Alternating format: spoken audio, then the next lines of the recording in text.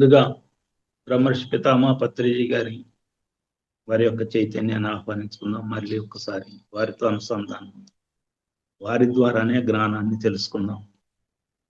చైతన్యం అంటే ఏంటి?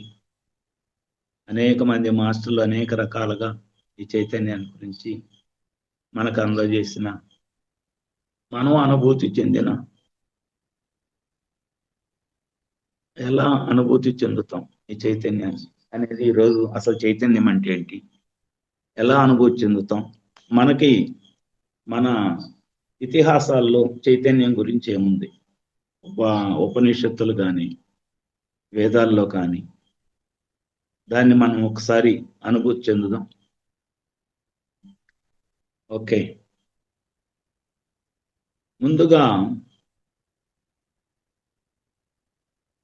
మనకి భక్త ప్రహ్లాదుడు కాంచి రావాలండి చైతన్యం. అంటే ఇంకా ముందు కూడా ఉంది, ఎప్పుడూ ఉంది. కాకపోతే మనకి తెలిసిన పురాణ ఇతిహాసాల్లో భక్త ప్రహ్లాదుడు ఇందుగలడు అందులేడని సందేహంబు వలదు, ఎందెందు ఎతికిన అందందే నా శ్రీహరి. అంటే అక్కడ నా శ్రీహరి అంటే చైతన్య స్థితి అని, ఆయన కనపడతారని చెప్తుందని. కానీ అది ఎన్నోసార్లు విన్నాం, చైతన్యం అంతటా ఉందని విన్నాం. శ్రీకృష్ణుడు నేను చైతన్యమూర్తినని, అన్ని శరీరాల్లో నా చైతన్యం అలరారుతుందని చెప్పటం విన్నాం. అనేక మంది మాస్టర్లు మనకు చెప్పారు. కానీ మనం అనుభూతి చెందుతున్నామా లేదనే దానికి క్వశ్చన్ మార్క్ గానే ఉంటది మనకి. అది అనుభూతి ఎలా చెందాలి అంటే ఆ చైతన్య స్థాయిని ఎలా అందుకోవాలి, అసలు చైతన్యం అంటే ఏంటి అనేది మనం కొంచెం వెనక్కి వెళ్తే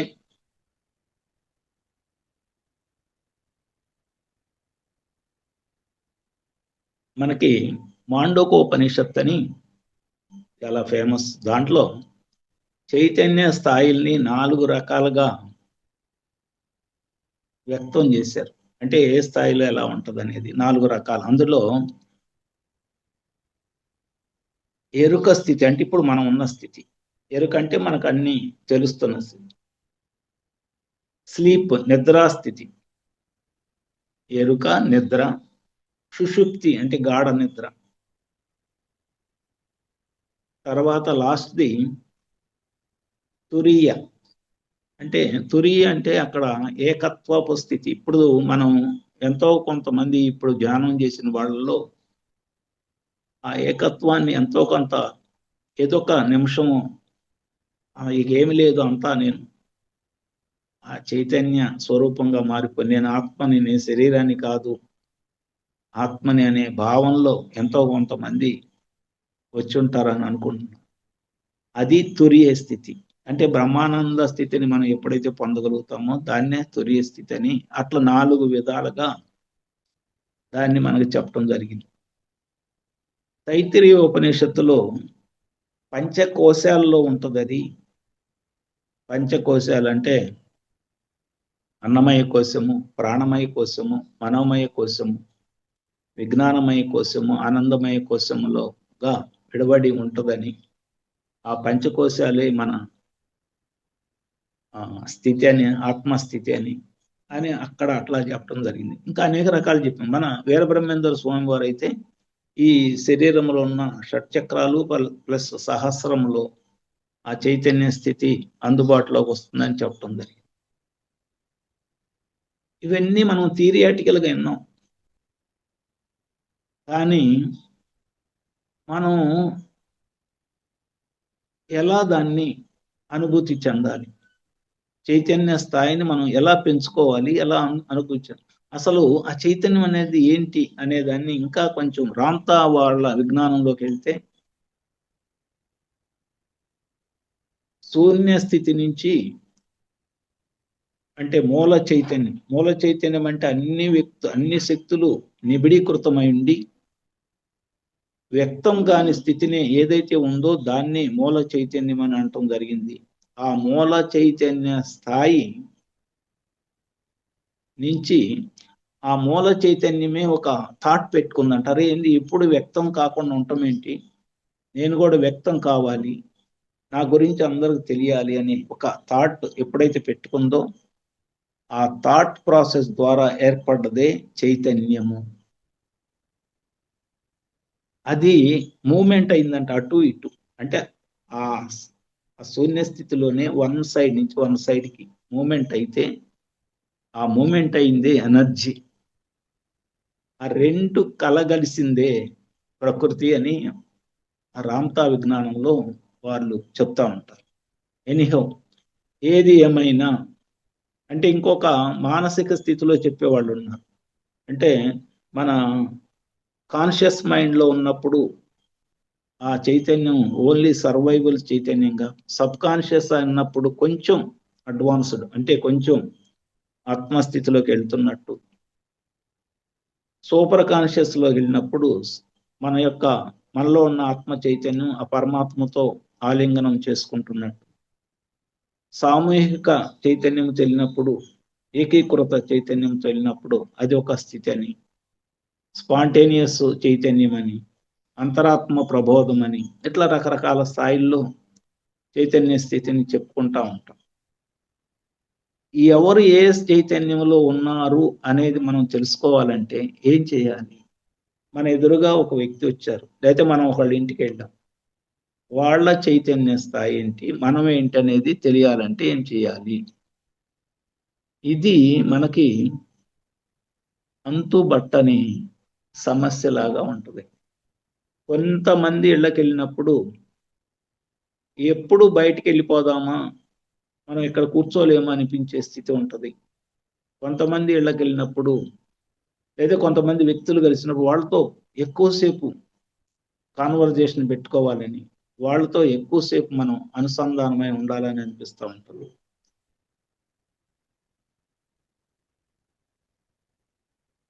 ఎందుకు ఏంటనంటే, మనలో ఉన్న చైతన్యానికి సమాస్థాయిలో ఉన్న ఎవరైతే ఉంటారో వాళ్ళ దగ్గర ఎక్కువసేపు ఉండాలనిపిస్తుంది. మనకంటే తక్కువ స్థాయి చైతన్యంలో ఉన్నప్పుడు అక్కడ మనకి ఉండాలని అనిపించదు. ఇది గమనించుకోవాలి. అంటే మన స్థాయి చైతన్యాన్ని అసలు మంది ఎంత తూకం వేయాలి కదా. నా ఎక్స్పీరియన్స్ చెప్తానండి. ఈ చైతన్యం అంటే ఏందో తెలియదు అప్పటికి నాకు. 33 సంవత్సరాల వయసు వరకు నాకు ఓన్లీ సర్వైవల్, అంటే ఇప్పుడు ఆ మాట ఇప్పుడు తెలుస్తుంది, సర్వైవల్ చైతన్యం అని. అంటే ఇది కేవలము మనస్థితిలోనే ఉన్న చైతన్యం, బ్రతకటానికి కావలసిన చైతన్యమే. ఒక జంతువుకి ఏ చైతన్యమై ఉంటుందో అదే చైతన్యం. బ్రతకటానికి ఏది కావాలో దాన్ని, ఆహారం సంపాదించుకోవాలి, ఉద్యోగం చేయాలి, శరీరాన్ని శ్రమ పెట్టాలి, నిద్రపోవాలి, ఇంతవరకే ఉండే చైతన్యాన్ని సర్వైవల్ చైతన్యం అంట. నాకు 33 సంవత్సరాల వయసు వరకు అదే చైతన్యముతో ఉండిపోయింది. ఎవరిని అంటే ఒక ఋషి గాని, ఒక యోగి గాని ఎవరైనా వాళ్ళందరూ దొంగ స్వాముల్లే, వాళ్ళతో మనకెందుకు అనే ఒక, దాన్ని అహంకారం అనాలో లేకపోతే అమాయకత్వం అనాలో కూడా తెలియదు, అలాంటి స్థితిలో నడుస్తున్నప్పుడు ఒక యోగి ఆత్మకథ నా చేతికి రావటం, అది యాదృచ్ఛికంగా దాన్ని చదవటం, దాన్ని చదివినప్పుడు ఆ పుస్తకం మరి ఏ ముహూర్తాన చదివానో తెలియదు, చదివినప్పుడు నాలో ఒక చేంజ్ అంటే ఏదో చెప్పదగింది, ఇప్పుడు చెప్పగలుగుతున్నాను, అప్పుడు అది తెలియదు.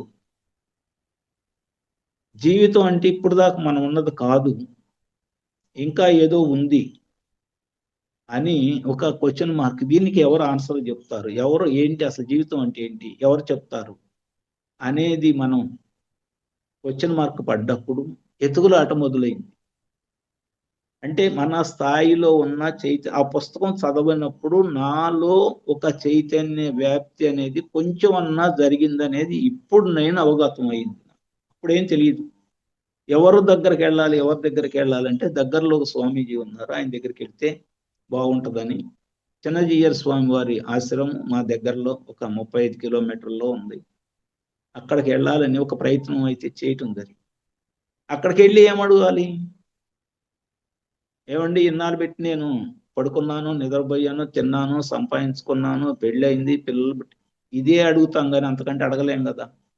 వెళ్ళి ఏం చేయాలి? అక్కడికి వెళ్ళి ఏం చేయలేం. అందుకని ఆయన దగ్గరికి వెళ్ళినా మనకేం ఉపయోగం లేదు, మన వల్ల కాదు అనుకున్నప్పుడు అంతకు ముందు కానీ ఆ తర్వాత కానీ ఏ సంవత్సరము ఆయన చాతుర్మాస దీక్షలో తెనాలిలో అడుగు పెట్టలేదు. కేవలము నేను అనుకున్న 10 రోజులకి చాతుర్మాస దీక్షలో భాగంగా 15 రోజులు ఆయన ఇక్కడ ఉండటం తెనాలిలో. ఆయన అందరు జనాలతో ఆయన యొక్క అనుగ్రహ భాషణలు ఇవ్వటం అవన్నీ 15 రోజుల పాటు జరిగినాయి.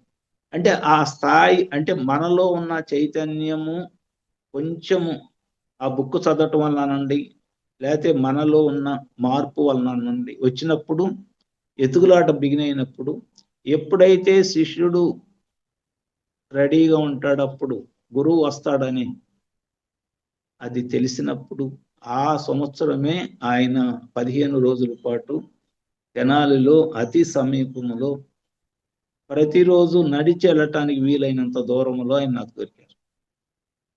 6 గంటల నుంచి 8 గంటల వరకు మార్నింగ్, ఈవినింగ్ 4 to 8 వరకు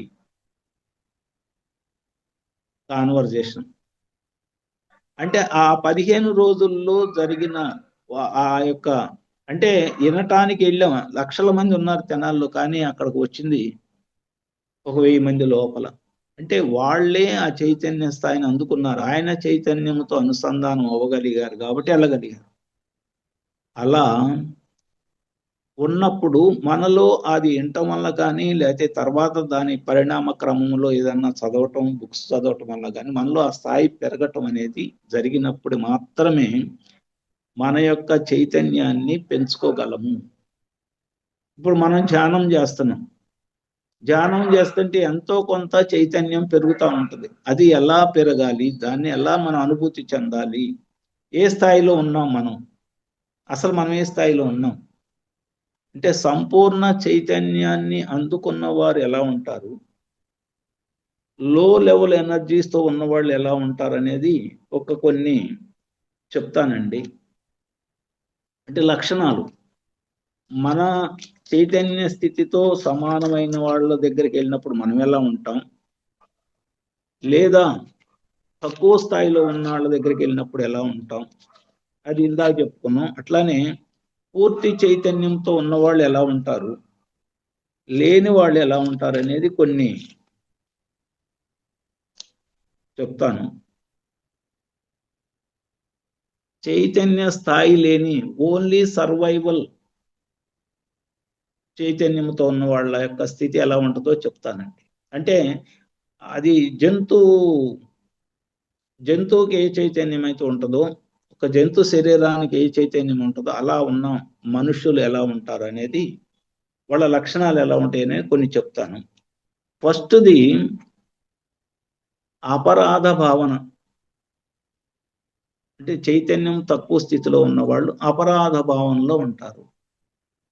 అదే చైతన్యం బాగా ఉండి, ఎనర్జీ బాగా ఉండి, ఎరుక బాగా ఉన్నాళ్ళు సృష్టి భావన, సమిష్టి భావన, అందరితో కలవాలి, అంత ఏకత్వం, అంటే ఒక రకమైన నాకేంటి అనే ఒక స్థితి. చైతన్యం తక్కువలో ఉన్నవాళ్ళు అపరాధ భావన. ఇక రెండో లక్షణం బలహీనతలపైనే దృష్టి. తక్కువ చైతన్యంలో ఉన్న వాళ్ళ లక్షణాలండి. వాళ్ళ బలాలేదో వాళ్ళకి తెలియదు, బలహీనతలపై దృష్టి పెడతా ఉంటారు.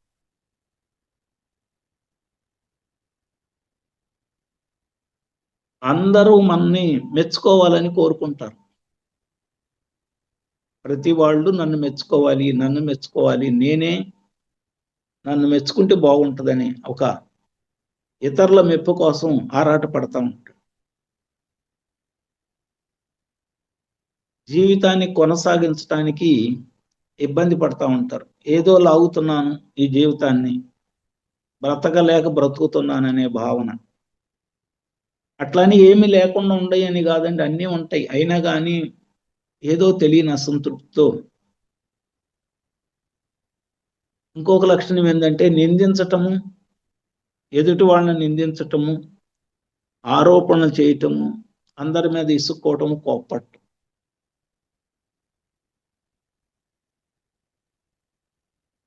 ప్రతి వాళ్ళ మీద కోపము, ప్రతీకారం తీర్చుకోవాలని ఒక రకమైన యాంగ్జైటీలో ఉండటం తక్కువ చైతన్యంలో ఉన్న వాళ్ళ లక్షణాలండి.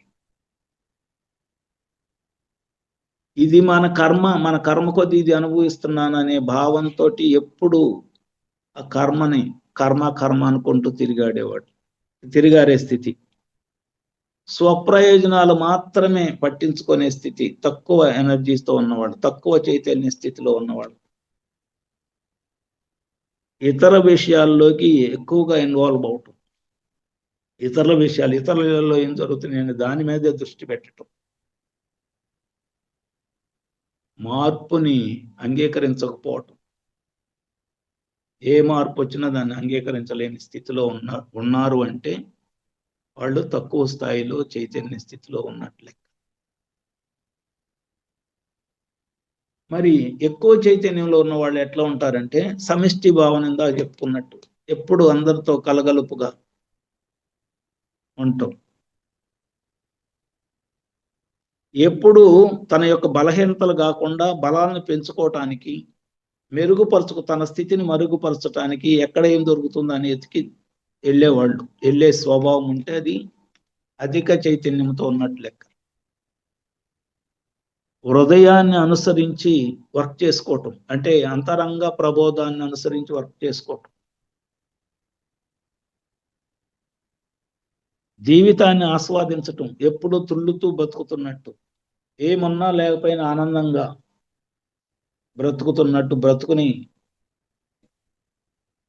చేసేవాళ్ళు.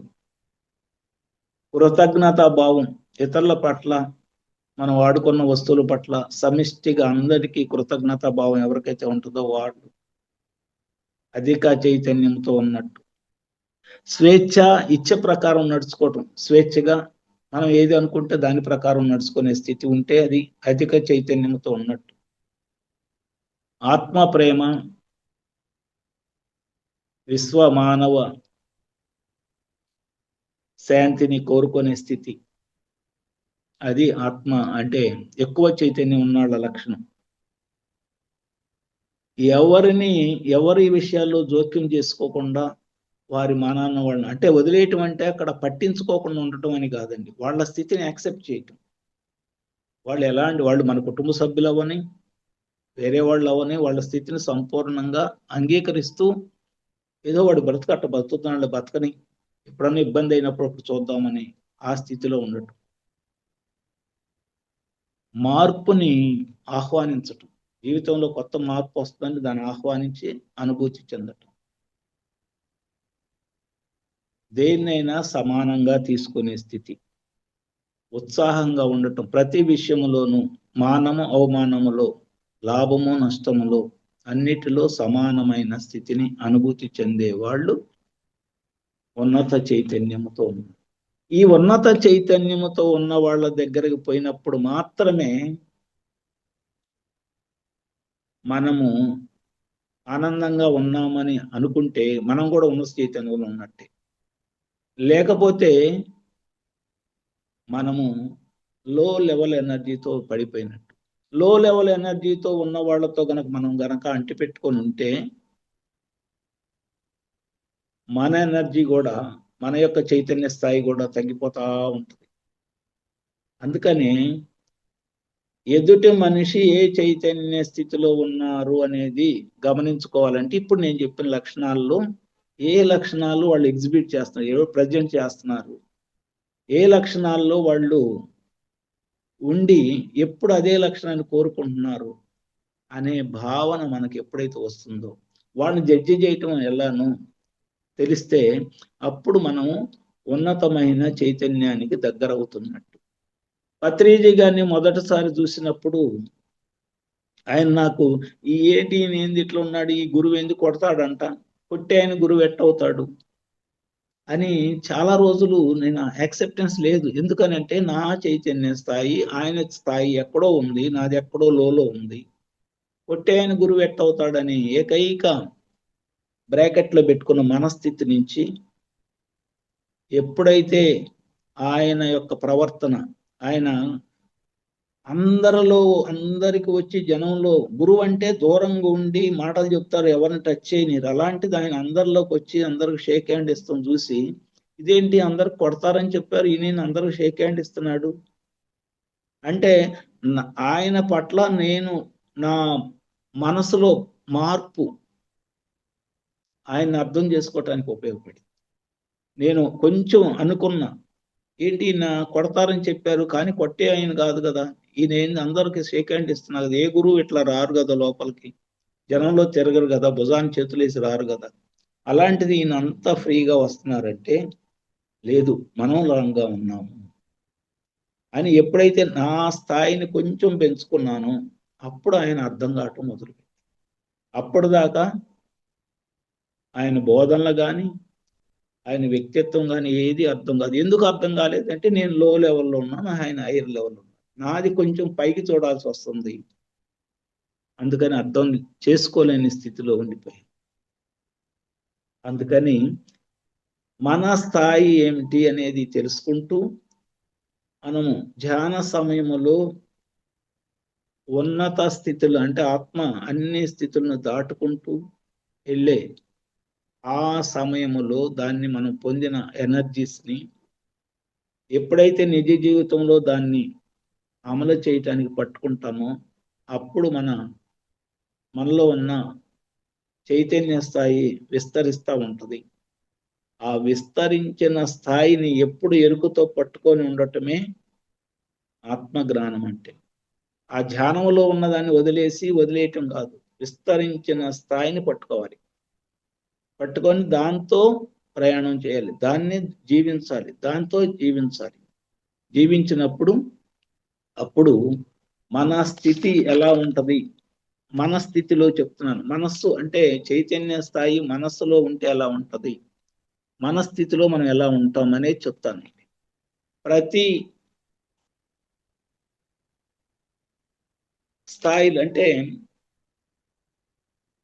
ఆ చైతన్యం అనేది మానవ శరీరములో ఫస్ట్ 3 చక్రాలు అంటే మూలాధారము, స్వాధిష్టానము, మణిపూరక లెవెల్లో ఉన్నప్పుడు కేవలము బ్రతకటానికి, తినటానికి, పని చేయటానికి, ఆరోగ్యంగా ఉండటానికి మాత్రమే ఆ చైతన్యాన్ని ఉపయోగపెడుతున్నట్టు. ఎప్పుడైతే 4వ చక్రానికి రీచ్ అవుతామో అప్పుడు మనకి క్వశ్చన్ మార్క్ పడ్డట్టు, ఏందో ఉంది, ఇదేదో తెలుసుకోవాలి అని ఒక తపన. అనాహత చక్రం అందరితో సమానత్వంగా ఉండటం, వారితో ప్రేమగా మాట్లాడటం, ఇట్లాంటి ఎన్ని లక్షణాలు వస్తున్నాయి అంటే మన స్థాయి ఆ 3 చక్రాల నుంచి దాటి 4వ చక్రమైన అనాహత చక్రానికి వచ్చినట్టు. తర్వాత అనాహత చక్రాన్ని నుంచి విశుద్ధకి విస్తరించడం అంటే వాయిస్, మాట తీరు మారటం. ఆజ్ఞా చక్రానికి వెళ్ళినప్పుడు కొన్ని దివ్య అనుభూతులు కలగటం. ఇలాంటివన్నీ ఒకదానికి అనుసంధానం అవుతూ మన స్థాయిని మార్చుకుంటూ ఈ చక్రాల్లో అన్ని స్థితులు సమానంగా, ఎనర్జీ సిస్టమ్ అంత చక్రాల్లో అన్ని చక్రాలు సమానంగా ఏర్పాటు అయ్యి అవి రైట్ సైడ్ రుజు మార్గంలో తిరుగు ఈ చైతన్య స్థాయి ఒక్కో చక్రం దాటుకుంటూ పైకి వెళ్తున్నప్పుడు ఇక్కడికి వెళ్ళేటప్పటికి ద్వంద్వత్వంతో, ఆజ్ఞాచక్రానికి వెళ్ళేటప్పటికి ద్వంద్వత్వంతో కూడుకొని ఉంటుంది. ఆ ద్వంద్వత్వాన్ని ఏకం చేసి సహస్రారాన్ని తీసుకెళ్ళటం మానవ జీవితం యొక్క అంతిమ లక్ష్యం. ఆ స్థితిని మనం పొందాలి అంటే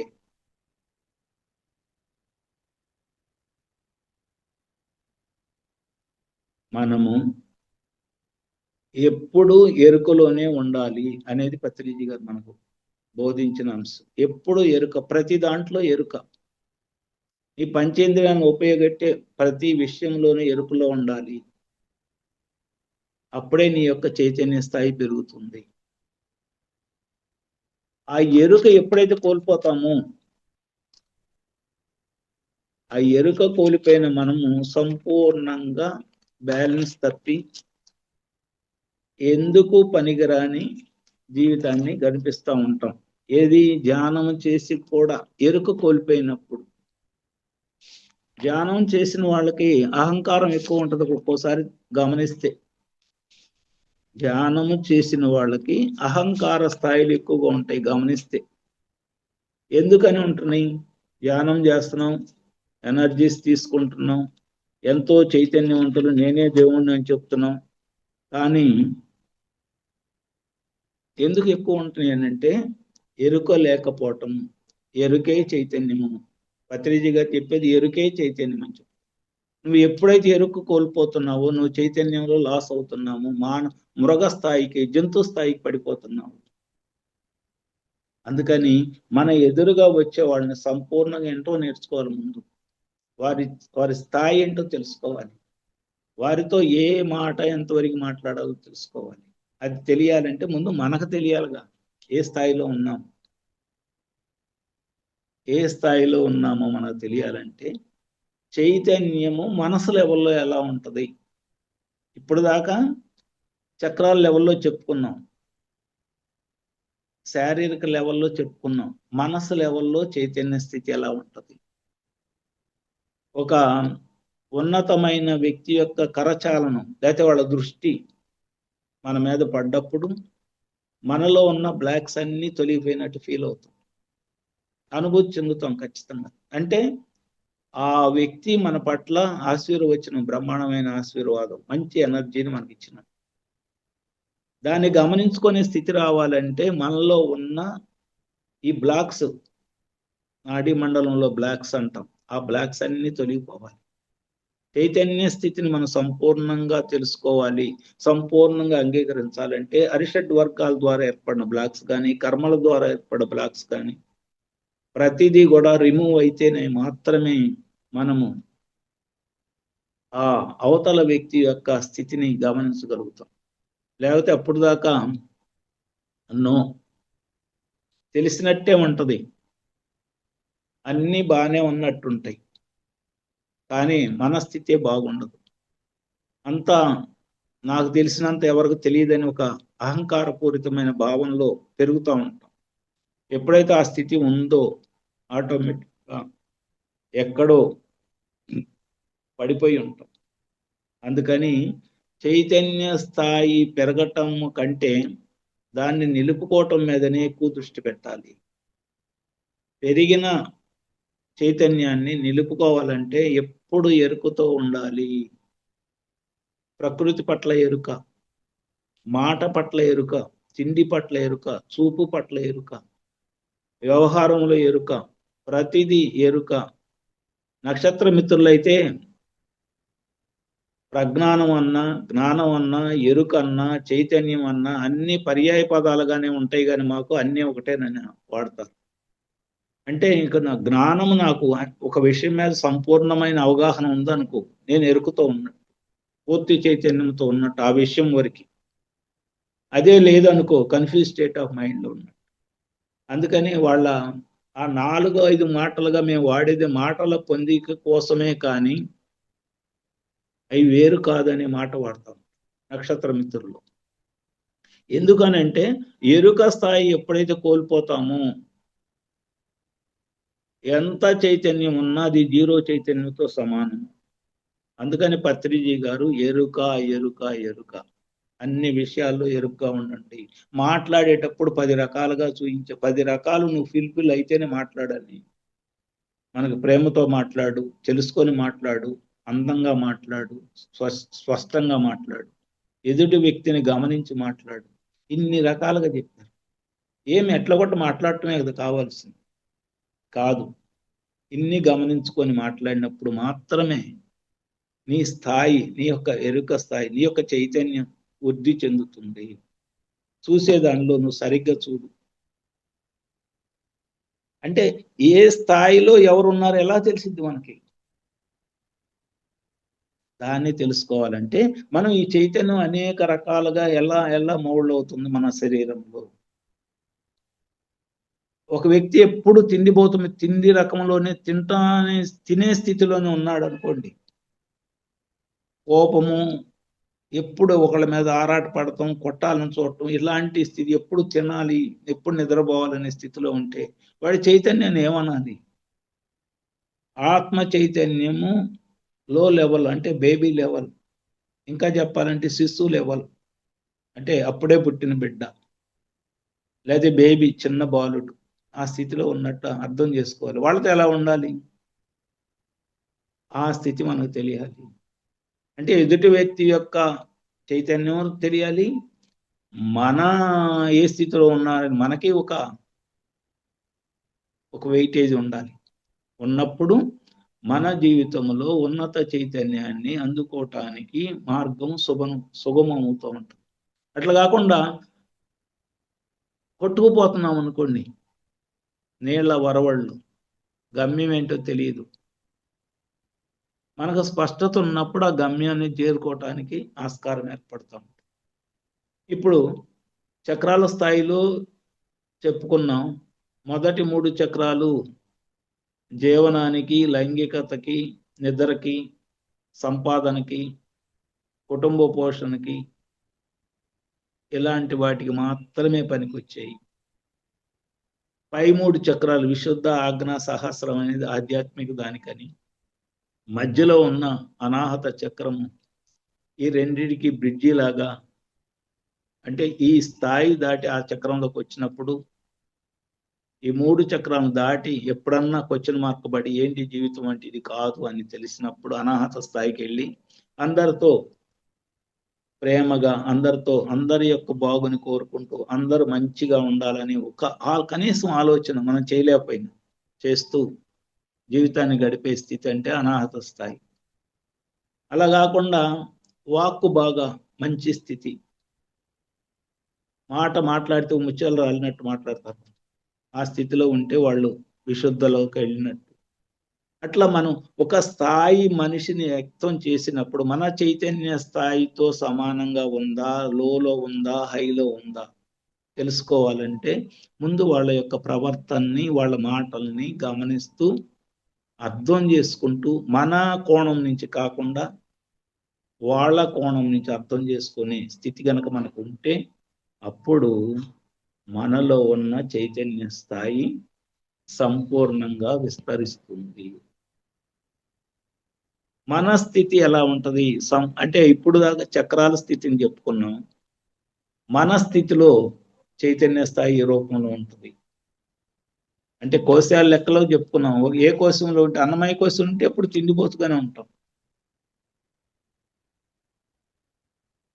మనోమయ కోశం అంటే పూర్తి ఎమోషన్స్ లో ఉంటాం.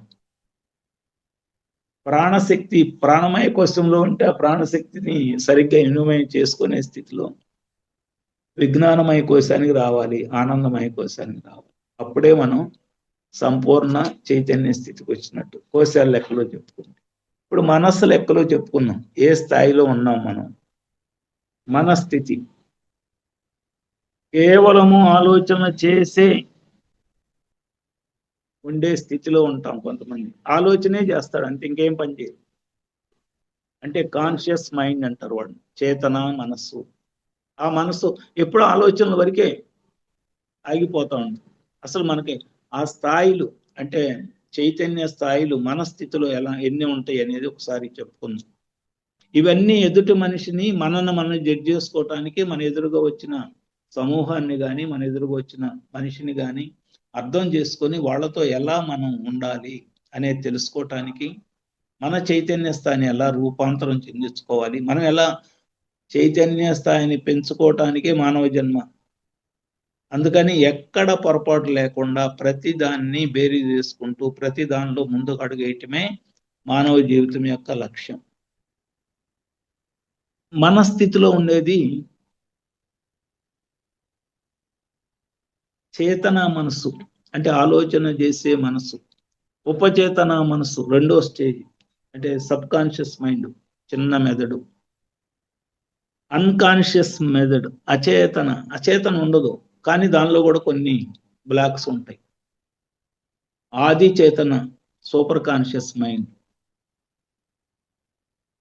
కలెక్టివ్ కాన్షియస్ మైండ్, అవేంటి ఏందో వరుసనే చెప్తానన్నమాట. కలెక్టివ్ కాన్షియస్ మైండ్ అనేది ఒక స్టేజ్. అట్లానే స్పాంటేనియస్ కాన్షియస్నెస్ లేదా అంతరాత్మ ప్రబోధం, రెండిని చెప్పుకోవచ్చు. స్వతసిద్ధ మనస్సు, అల్టిమేట్ కాన్షియస్నెస్, అంతిమ మానసం. ఇక అది ఫిక్స్డ్. ఈ స్థితుల్లో ఎక్కడ ఉన్నాం మనం? మన ధ్యానములో కూర్చున్నప్పుడు మన స్థితిలో ఉంటాం. ఆలోచనలు వస్తూ ఉంటాయి, ఆ రోజు జరిగిన సంఘటనలన్నీ తిరిగేస్తూ ఉంటాయి. అది మన స్థితి. కొంచెం సేపు ధ్యానంలో స్థితమవుతున్న కొద్దీ మన స్థితి నుంచి సబ్ కాన్షియస్ మైండ్, ఉపచేతన మనసుకి వెళ్ళిపోతూ ఉంటాం. ఉపచేతన మనసు అనేది మన శరీరములో ఉన్న ఈ చిన్న మెదడు అనేది మన పూర్ణాత్మ యొక్క స్థితి. అక్కడ దాకా మనం గనక వెళ్ళగలిగితే పూర్ణాత్మ స్థాయితో అనుసంధానమైనట్టే. అంటే ఉపచేతన మనసుతోటి అనుసంధానం కావటం అంటే ఒక స్థాయిని పెంచుకున్నట్టే మన యొక్క ఆత్మస్థితి. తర్వాత అన్కాన్షియస్ మైండ్, ఇది చాలా డేంజర్గా ఉండి మనలో మనందరినీ కుంగదీసే మైండ్. ఉపచేతన మనసు, అచేతన అంటే మనకి కనిపించదు. అది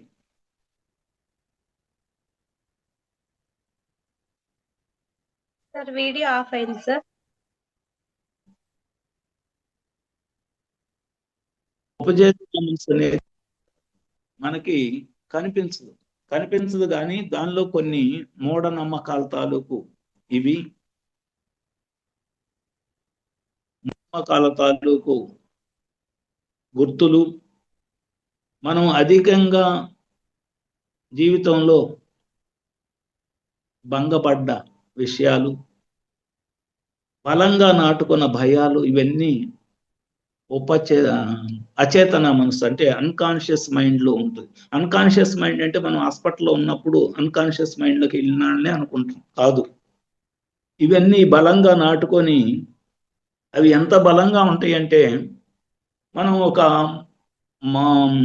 దీన్ని విన్నాం అనుకోండి, ఏంటంటే మన మతం ఒక నిర్ణయం చేసి మనకు చెప్పింది, దాన్ని విన్నాం, దాన్ని మన మైండ్లో పెట్టుకున్నాం. దానికి డీవియేషన్గా ఏదన్నా జరిగితే అసలు మనం ఎట్టి పరిస్థితుల్లో ఒప్పుకోం, అది మంచిదైనా కానీ. ఎందుకు అని అంటే అది అక్కడ ఉంది, అది తొలగనంత వరకు, ఆ మూఢనమ్మకం తొలగనంత వరకు దానికి డీవియేషన్ జరిగే ఏ విషయాన్ని కూడా మనం ఒప్పుకోము. ఒప్పుకోనప్పుడు మన చైతన్య స్థాయి అక్కడికి వెళ్ళి ఆగిపోతుంది, స్ట్రక్ ఆన్ అయిపోతుంది అంతే. అంటే మనం ఎంత ధ్యానం చేసినా బయటకు వచ్చేటప్పటికి మళ్ళీ అదే కావాలి, నాకు ఇదే ఉండాలి, అదే ఉండాలని అదే భావంతో ఉండిపోతాం. అక్కడ రిమూవ్ అవ్వాలంటే కొంతమంది చెప్తా ఉంటారు, సార్ నాకు ఇంతకుముందు ఇవాళ కళ వచ్చింది, ఆ కళలో నన్ను ఎవరో గొంతు పిసికి చంపినట్టు వచ్చింది, ఏంటని భయం పుట్టిందని ఎట్లా చెప్తా ఉంటారు. అది ఏంటమ్మా, ఎందుకు అట్లా వచ్చింది, నీ జీవితంలో ఎలాంటి సంఘటన ఏమైనా జరిగిందా అంటే, అవునండి నా జీవితంలో జరిగింది అని చెప్తారు. ఎప్పుడో 10 ఏళ్ల క్రితం 15 ఏళ్ల క్రితం జరిగింది. అది జరిగిన దాని భయం, దాని యొక్క గుర్తు ఆ అచేతన మనసులో నిక్షిప్తమై ఉంటుంది. ఇప్పుడు మనం చైతన్యాన్ని పెంచుకుంటూ ధ్యానంలో వెళ్ళినప్పుడు అక్కడికి వెళ్ళేదానికి అది బ్లాక్ లాగా అడ్డం పడి అది పోనంత వరకు అక్కడే ఆగిపోతాం, స్ట్రక్ అయిపోతాం. అందుకని అది పోవటానికి అది కళ రూపంలోనో లేదా ధ్యానంలో ఎవరో వచ్చి గొంతుపిస్తున్నట్టు ఏదో వచ్చింది, భయపడి లేసేస్తాం. అప్పుడు కానీ అది రిలీజ్ అయిపోదు. అలాంటివి మనకి బోల్డ్ అని ఉన్నాయి. ఇంకా బెస్ట్ ఎగ్జాంపుల్ ఏంటంటే, మనకి పూర్వకాలంలో సాంఘిక కట్టుబాట్లలో అస్పృశ్యత అంటే ఒక కులం వాళ్ళని మన ఇళ్ళకి రానియకూడదని, రోడ్డు మీద తిరగనీయకూడదు, ఇలాంటివి ఉండేవి. అవన్నీ మనం బలంగా నాటుకొని, లేకపోతే మన కులంలో ఇట్లానే ఉండాలి, లేకపోతే మన మతంలో ఇట్లానే ఉండాలని కొన్ని నేర్పారు మనకి, అవన్నీ పెట్టుకున్నాం. దానికి డీవియేషన్గా ఏదన్నా ఆ కులానికి సంబంధించిన వాళ్ళు మన ఇంటికి వచ్చారనుకోండి, వాళ్ళకి సరైన సీట్ ఇవ్వం, సరైన గ్లాసులో మంచినీళ్ళు ఇవ్వం, సరైన కప్పులో tea, even though they are in rich, ఏదో ఒక రకమైన భావన ఇంకా పట్టుకొని ఎలాడుతూ ఉంటామంటే అక్కడ ఆ బ్లాక్ తొలగలా, చైతన్య స్థాయి అక్కడికి వెళ్ళి ఆగిపోతుంది, అక్కడ వెళ్ళి స్ట్రక్ అయిపోతుంది.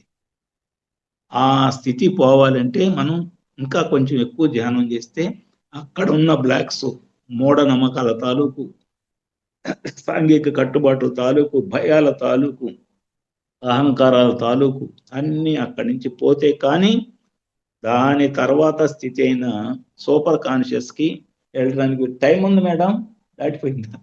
దాని తర్వాత స్థితి అయిన మేడం ఇంకా 15 minutes ఉంది సార్. Okay okay. దాని తర్వాత స్థితి అయిన సూపర్ కాన్షియస్ లెవెల్కి మనం వెళ్దాం.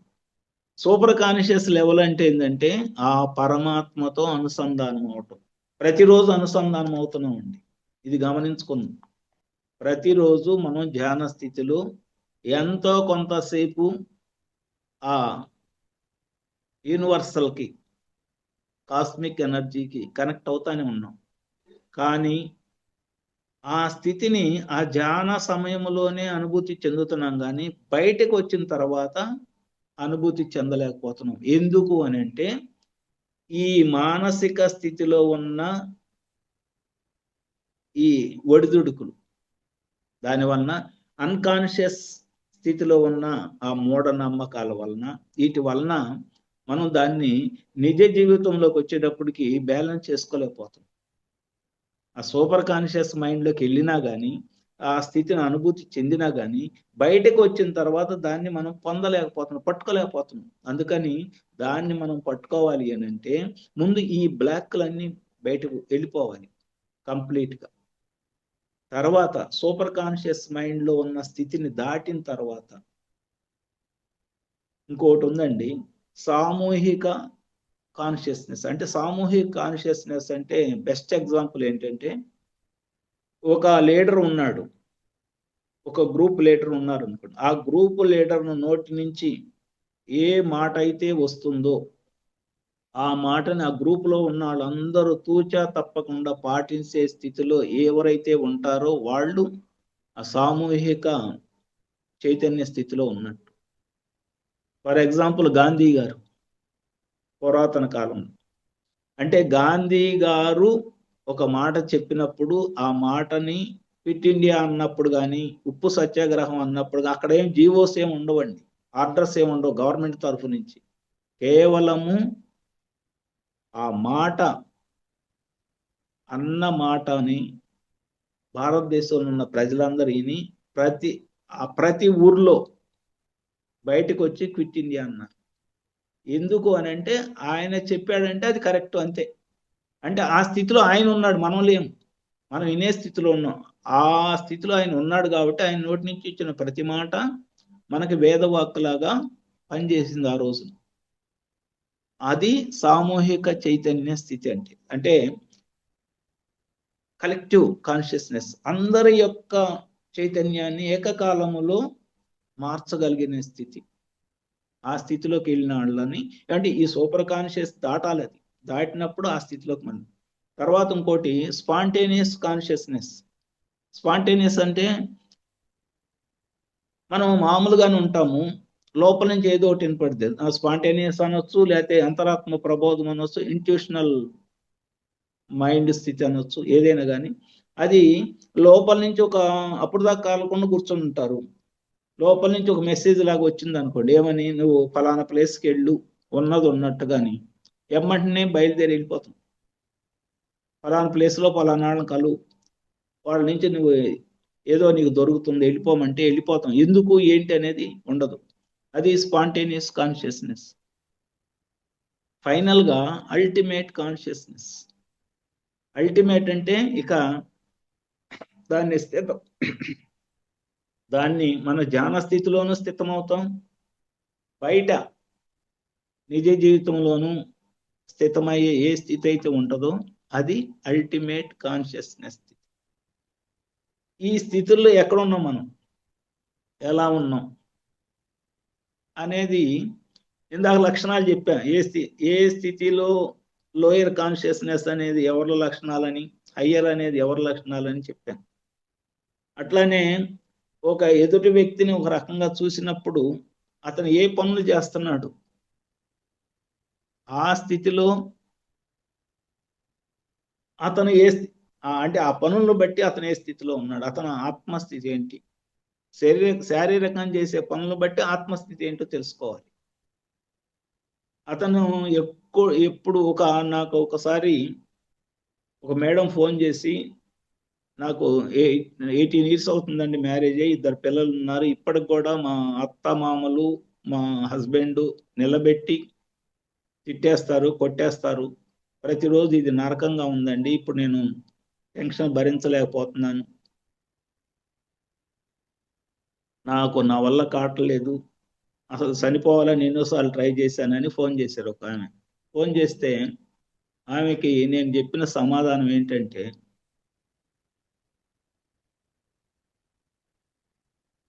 మీది ఉన్నతాత్మమ్మ, మీ హస్బెండ్ది శైవాత్మ, మీ అత్తమామలు కూడా శైవాత్మలు, వాళ్ళు పెద్దాళ్ళైనా కానీ వాళ్ళ లో లెవెల్లో ఉన్న ఆత్మలే.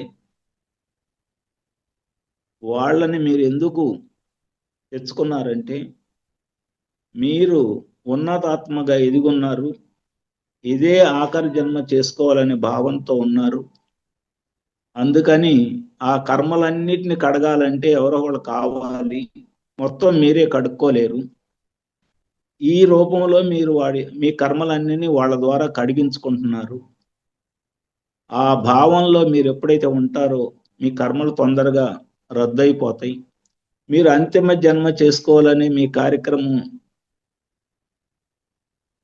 స్పీడ్గా వెళ్ళిపోతూ ఉంటుంది అని అంటే, ఆ మేడం నాకు వేసిన మొదటి క్వశ్చన్ ఏంటంటే, నేను ఉన్నతాత్మనని చెప్తున్నారు కదా, ఇట్లా లో ఆత్మలను ఎందుకు తెచ్చుకుంటానండి, నేను ఉన్నతాలనే తీసుకుంటాను కదా అని అడిగారు. ఎలా అమ్మా ఇప్పుడు మన ఇంట్లో మన రోడ్లు ఓడ్చాలంటే, మన ఇల్లును శుభ్రం చేయాలంటే ఎవరిని పిలుస్తాం, పని చేసే వాళ్ళని పిలుస్తామా, లేకపోతే మనతో సమానంగా ఉన్నాళ్ళని పిలుస్తామా అని అడిగాను. ఆ పనులు చేసే వాళ్ళనే పిలుస్తామండి. మరి పనులు చేసేవాళ్ళు వాళ్ళు సమానంగా ఉన్నాళ్ళు నీకు పని చేయరు, ఒకవేళ వాడు పని చేసి నువ్వు చేయించుకోలేవు, అందుకని లో లెవెల్ వాళ్ళు అయితేనే బాగా కడుగుతారన్న ఉద్దేశంతో లో లెవెల్ అని తీసుకొచ్చుకుంటాం, ఇక్కడ జరిగేది అదేను ఎక్కడైనా కానీ, అందుకని వాళ్ళు లో లెవెల్లోనే ఉన్నారు కాబట్టి నిన్ను అంత ఇబ్బంది పెడుతున్నారు, అన్ని రకాల కష్టపెడుతున్నారు, దాన్ని నువ్వు కావాలని తెచ్చుకున్నది. ఈ రోజు నుంచి వాళ్ళు ఏ పనైనా మీ అత్తమామలు కానీ మీ హస్బెండ్ కానీ ఏది చేసినా, లేదా మీ పిల్లల్ని కూడా వాళ్ళు అలా ట్రైన్ చేశారండి, మీ అమ్మ మంచిది కదరా అజ్జేది ఇది అని ట్రైన్ చేశారు. వీళ్ళందరూ 5గురు ఏది చేసినా వీళ్ళందరూ నా కర్మల్నే కడుగుతున్నారు, నేను శుద్ధమైపోతున్నాను, ఈ జన్మ నాది ఆఖరవుతుంది, వాళ్ళ మీద ఎలాంటి ద్వేషభావం పెట్టుకోకుండా మీరు గనక ఈ రోజు నుంచి అలా ఆలోచన మొదలు పెడితే మీకు 10 రోజులు 15 రోజుల్లో మీ మొత్తం టెన్షన్ తగ్గి మీలో ఉన్న అన్ని ఇబ్బందులు తొలగిపోయి ఆనందంగా జీవితం గడుపుతారమ్మా అని చెప్పి, మీ హస్బెండ్ ఇలా చేస్తారు కానీ అని కొన్ని చెప్పానండి. ఆయన ఎవరో తెలియదు నాకు, ఆమె తెలియదు నాకు, ఇప్పటికి కూడా తెలియదు. మీ హస్బెండ్ మీ ఇంట్లో నలుగురికని భోజనం వండుకున్న దాన్ని ఆయనే ముందు తిని ఇంకా పెట్టు నేను మొత్తం తినాలి అనే ఆతురతతో పొట్ట పట్టకపోయినా పెట్టించుకొని తినే మనస్తత్వం ఉంటుందా కాదని అడిగాను. అవునండి, మీరు మా హస్బెండ్ మీకు తెలుసా అని అడిగి, అంటే ఆయన అదే చేస్తాడు. ఎందుకు చేస్తాడంటే ఆయన స్థితి అది, అంతే, మొత్తం నేనే తినేసాలి, ఇంకా వెనకమాలకు ఉందా లేదా అవసరం లేదు ఆయనకి. గేదె గనక 4 గేదెల మధ్యలో గడ్డేస్తే బలమైనదే లాక్కుంటుంది మొత్తం, మిగతా 3టికి అందనివ్వదు. అట్లా ఆయన అంటే ఆ పశు తత్వంతో అలాంటి వాళ్ళే కడుగుతారు, కర్మల్ని తీసేయాలంటే అలాంటి వాళ్ళ వల్లే ఇది. అన్ని ఎదిగిన ఆత్మలు ఎవరు రారు కడగటానికి, అందుకని బతిములాడుకొని లోయర్ లెవెల్ ఆత్మల్ని బతిములాడుకొని తెచ్చుకుంటామమ్మా, అందుకని నీకు అంత కష్టపెడుతున్నారు వాళ్ళు, కష్టం పడు, నీ జన్మ ఆఖరి కావాలని కోరుకుంటున్నావా కదా అని అన్నా. అవునండి, నాకు ఎప్పుడు అదే ఆలోచన ఉంటుంది, మొదటి నుంచి, చిన్నప్పటి నుంచి, తెలియనప్పటి నుంచే, ఈ జన్మ ఎందుకు, ఇంకా చాలే ఈ జన్మలన్నీ అనుకునేదంట, ఏమీ తెలియనప్పుడే. మరి అలాంటి స్థితిలో ఉన్నప్పుడు ఈ కర్మలు, సంచిత కర్మల్లో బోల్డన్ని ఉంటాయి, శేషాలు, అవన్నీ ఎట్లా పోతాయి? అవన్నీ కడగటానికి వీళ్ళని తెచ్చుకున్నాం. వీలైతే వాళ్ళు ఎదురుగా నవ్వు, కొట్టేటప్పుడు కానీ తిట్టేటప్పుడు కానీ. అమ్మో నవ్వితే ఇంకా ఎక్కువ కొడతారు అనుకుంటే బాత్రూంలోనే బెడ్రూమ్లో నవ్వుకో, ఆనందంగా స్వీకరించటిని అని చెప్తే, అమ్మాయి అలా చేసి నాకేం రిప్లై ఇవ్వలేదు, కానీ నా నెంబర్ తీసుకున్న వాళ్ళకి చెప్పిందంట. ఆ సార్తో 3 గంటలు ఒకే రోజు 3 గంటలు మాట్లాడిందండి. మాట్లాడాను, నాకున్న మొత్తం స్ట్రెస్ రిలీజ్ అయిపోయిందని చెప్పిందండి, 1-2 రోజులు. అంటే ఆ క్లూ తెలియక నన్ను బాధిస్తున్నారు, వీళ్ళు అసలు చండాలపాళ్ళు, వీళ్ళని నేను ఎలా భరించాలి అని ఆ భావంతో ఉండి దాన్ని స్ట్రెస్గా మార్చుకునే బదులుగా నా కర్మలకు అడిగేస్తారు. అక్కడ ఒక చిన్న క్లూ, చిన్న చేంజ్ చేసుకుంటే ఆ అమ్మాయి అక్కడి నుంచి ఇప్పుడు మంచి మెడిటేటర్ అయిందని మొన్న ఈ మధ్య నాకు తెలుసు. కానీ ఆ అమ్మాయి ఎప్పుడు నాతో మాట్లాడలేదు ఇప్పటి వరకు కూడా. కానీ వేరే వాళ్ళ ద్వారా మంచి మెడిటేటర్ అయిందని బ్రహ్మాండంగా ఇప్పుడు ఆమె క్లాసులు రన్ చేస్తుందని చెప్పుకొచ్చారు. అంటే ఏంటి, చిన్న క్లూ, చిన్న పత్రిజీ గారు అంటారు, తెలిస్తే గోల, తెలియకపోతే గోల, తెలిస్తే లేల. ఆ విషయం తెలిసిందనుకో, అబ్బా లీలగా జరిగిన భలే ఉందా, బ్రహ్మాండ ఆనందంగా ఉందా అని అనుకుంటా ఉంటాం. తెలియకపోతే అమ్మో ఇదంతా నా మీద వచ్చి పడింది, నా కర్మ, ఇంకా నిందలేస్తూ మళ్ళీ కొత్త కర్మలు ఆపాదించుకుంటూ ఇవన్నీ చేస్తాం. ఆ సూక్ష్మాన్ని తెలుసుకోవటమే ఆత్మ చైతన్యము పెరిగినప్పుడు జరిగే చర్య. అది తెలిసింది మనకి. ఎదుటి వాళ్ళ విషయం తెలిసింది, మన విషయం తెలిసింది. ఎక్కడ పొరపాటు పడుతున్నాం, ఎక్కడ తప్పు పడుతున్నాం, ఎక్కడ మనం ఎరుకు కోల్పోతున్నాం. ఆత్మ చైతన్యం పెరిగినప్పుడు మాత్రమే ఇవి తెలుస్తాయి. అలా పెరిగిన ఆత్మ చైతన్యంతో ఉన్నప్పుడే ఎదుటి వాళ్ళు మనకు అర్థమవుతారు. మన కోణంలో కాకుండా వాళ్ళ కోణంలో చూడాలి. వాళ్ళ ఎందుకు ఇలా చెప్తున్నారని వాళ్ళ కోణంలో పరిశీలించి మనం అవగాహన చేసుకున్నప్పుడు మాత్రమే మనకి సమస్త చైతన్య స్థితి అర్థమవుతుంది. అనుభూతి చెందుతాం. వినటం కాదు, వినటం వేరు, మనం ఆత్మపరంగా అనుభూతి చెందటం వేరు. ఎన్నో వింటాం, చాలా వింటాం, రోజు వింటాం, కానీ అది మంద కాదు, మందే అన్నట్టు ఉంటుంది. ఎప్పుడైతే ఈ అనుభూతి స్థాయిలోకి వెళ్తామో, ఆ అనుభూతి పొందినప్పుడు మాత్రమే అనుభవించగలిగే ఏకైక చైతన్య వ్యాప్తి అనేది. ఇక్కడ ఇంకొక ఎగ్జాంపుల్ చెప్తానండి. మనం ఈ సొసైటీలో, పిరమిడ్ సొసైటీలో ఉన్నాం.